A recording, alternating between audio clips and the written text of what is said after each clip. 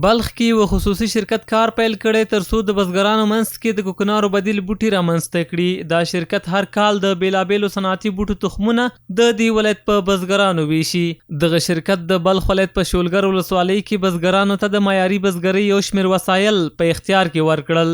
د مفید ګروپ په نوم دغه خصوصي شرکت مسؤل حاجی افضل رسنیو سره په خبرو کې وویل له دې کار څخه یې موخه په هیواد کې د کوکنارو بدیل بوټي دودول دي.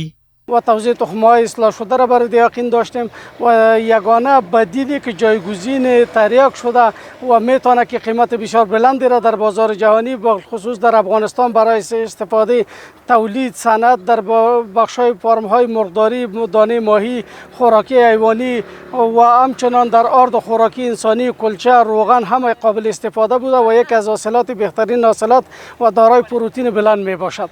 په دې برنامه کې د اسلامي امارت چارواکو د خصوصي شرکت دغه کار وستایه او پر نور پانګوالو او صنعتکارانو یې هم غږ وکړ تر څو په نور برخو کې د بزګرانو او کروندګرو لاسنیوی وکړي.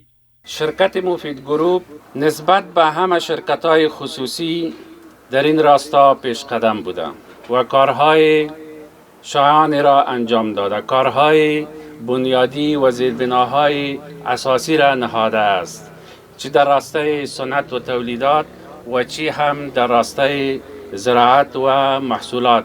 شرکت‌های دیگری که در ولایت بلخ فعالیت میکنن، شرکت‌های تجارتی، شرکت‌های صنعتی، از پیش از اونها هم خواهش میکنیم که در بخش‌های مختلف صورتی، در بخش‌های ماهی پروری، در بخش‌های مالداری، در بخش‌های مرغداری کمک‌های همه‌جانبه خود با دهقانان و بازارین عزیز ما که اشد ضرورت دارن با کمک اقتصادی همکار و همکاری بکنن.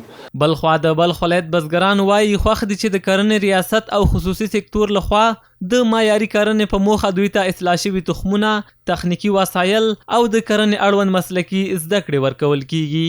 بیش از اینکه تخم صاحبین اینجا رایج پیدا کنه، ما گندم، جوار، ماشی گپاره میکاردیم. همین روزی که ما دیاقین یا در مجموع خود ما که یک از زارین ولسوالی هستیم، همه چیزی که ما مفید میکاریم هم از ما را شرکت خریداری میکنه، هم به اقتصاد ما رشد اقتصادی داریم. ما دیگه از زراعت شولگر هم تشکر میکنیم که کمک در طرف توجه طرف می دیقانا باشه. از مجاهدین هم خوش هستیم که برادر در دیقانا تشویق کنه، زراعت برادر تشویق کنه، یک کمک تخم اصلاح شده و کشتای بدری اصلاح شده را بیاره که مردم یک ذره دیقان سر پای شو.